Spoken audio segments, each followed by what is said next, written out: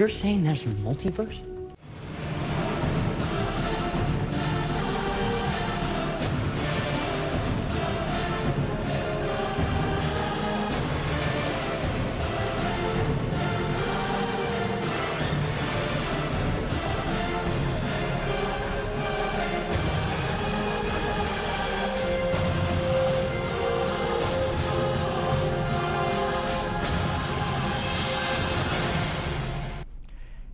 Hey everybody, how's it going? This is James, and today I'm going to be reviewing a video game.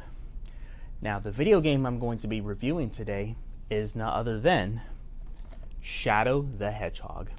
Now, Shadow the Hedgehog is a spin-off game to Sonic, and this game came out in 2005, and is the first Sonic game to ever be rated E for 10 and up.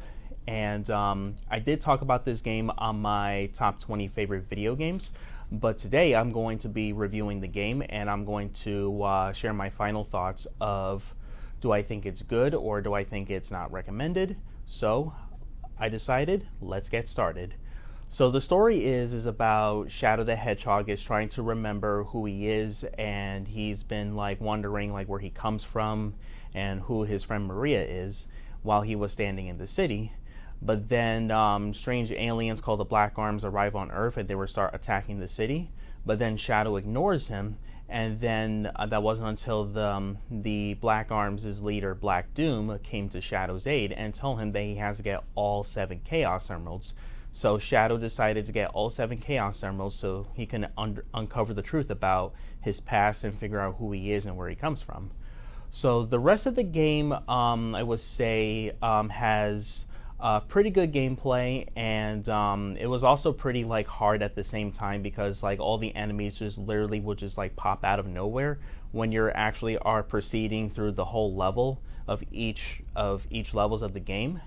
And there's like 3 sides of the missions. There's normal mission, hero mission, and dark mission. In the Heroes mission, you will be accompanied by Sonic and his friends, and sometimes Dr. Eggman. And then when you're at the normal mission, you will get all the 7 Chaos Emeralds, or go through the rings if you want to do like missions by yourself. As for the dark missions, you will be accompanied by Black Doom and sometimes Eggman to do all these like types of like evil things. When I first heard about Shadow getting his own spin-off game, I thought it looks pretty interesting. It looks like a darker Sonic game than any other Sonic games has. And Shadow has been one of my favorite video game characters of all time. So I thought this would be really interesting. And then as soon as I played the game, despite its flaws that the game has, like the controls can be kind of slippery at times, and there were some some inappropriate demographic things, like not too deep and not too inappropriate, like M-rated, but they have like some characters do some like swearing, like when Shadow says like damn, things like that.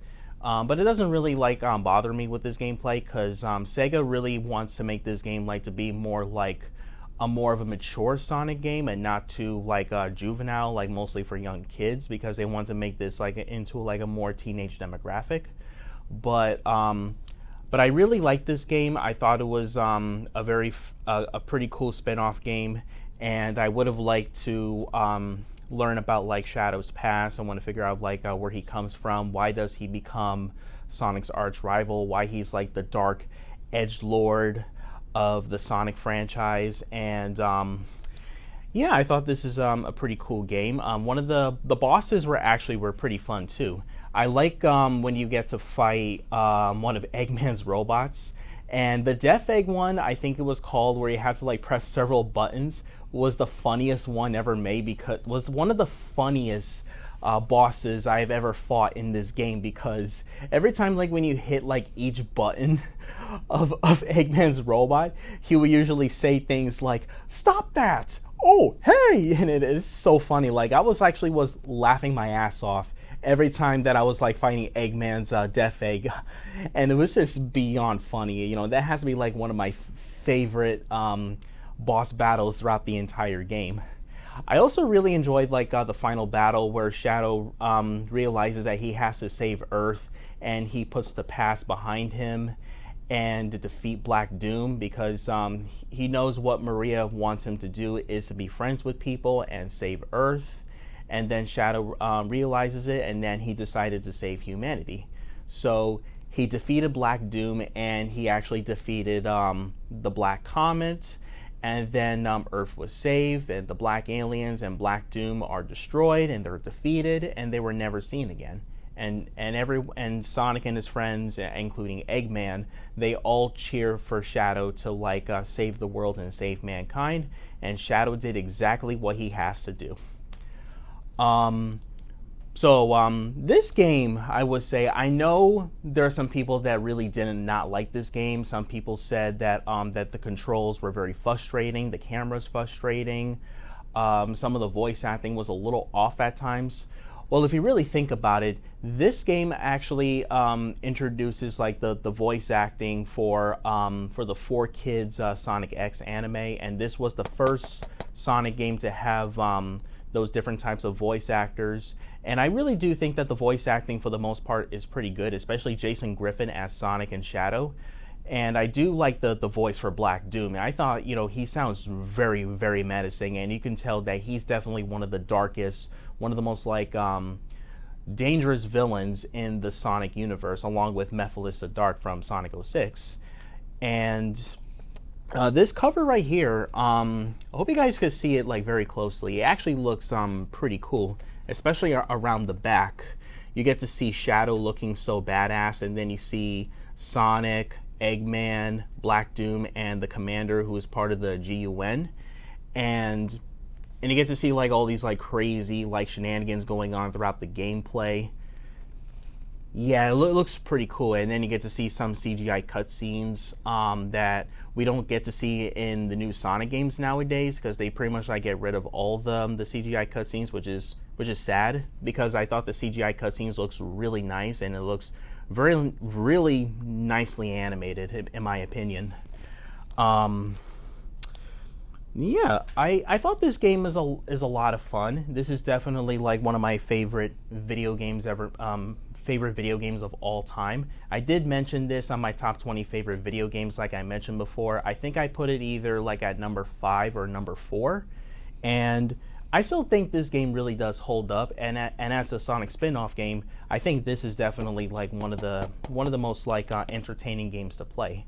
If you're a huge fan of Sonic the Hedgehog, and especially Shadow, I would definitely recommend you guys should give this game a chance. So I do think that this game deserves to be, like the game deserves to be, you know, loved, and I think this people should give this a chance. And yeah, I mean, this is a pretty good game. I did beat the whole game. It took like a lot of like days and weeks and years for me to like finish this, because there's like so many like different like multiple like storylines, and then like multiple endings. It depends on like which mode you're playing through the game. So yeah, basically. So on a scale of 1 to 10, I'm gonna give Shadow the Hedgehog a 7 out of 10. I wouldn't say it's the greatest Sonic game of all time. It's not one of the greatest games that everyone would think it is, but I still think it's very entertaining, and I do appreciate it for being like the darkest and being like the most mature Sonic game ever in the Sonic franchise. So I would definitely give some credit to Sega and Sonic team for making this game a little more like a little more adult, you know. So yeah, so that's basically all I have to say about this game. If you love this game, well, I would say, if you play this game, what did you guys think of it? Are you a Sonic fan, or you're a fan of Shadow the Hedgehog? What did you think of it? Let me know in the comments below. And also, if you enjoy my channel, please subscribe, hit that like button, and turn on the notifications. And I want to say thank you so much for almost giving me 70 subscribers. I really appreciate it. You guys meant so much to me, and you guys are the best. So this is James Hernandez by saying thanks for watching, along with Shadow the Hedgehog.